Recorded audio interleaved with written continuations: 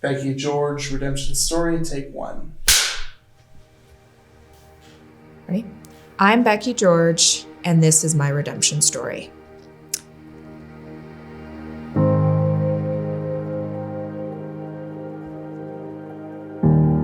My redemption story starts in the 3rd grade. I was 8 years old. I had recently moved from the Detroit area in Michigan to West Michigan. I was invited to attend Vacation Bible School from a neighbor.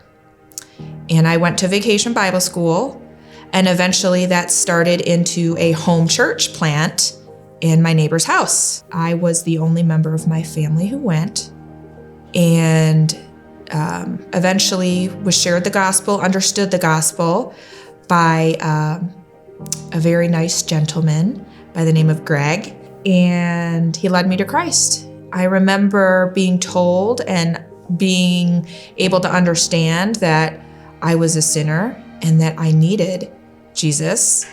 I remember feeling a conversion and a change, especially around my friends who were non-Christians at that age. And then shortly thereafter, I was baptized as well. There was a lot of inconsistency in my childhood growing up. I am a product of a broken home, divorce. So church going was sporadic and eventually tapered off right around high school for me. And I would say not being in church, I still felt God's presence and conviction in my life. But I did wander for several years, especially in my 20s. And my coming back to Christ moment actually happened after I was married and had a baby.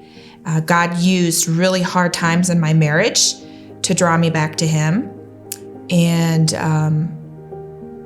the redemption story continued after that. I came back to Christ, started attending a church in Tennessee, and really I saw God and felt God using difficulties to sanctify me, to draw me closer to Him.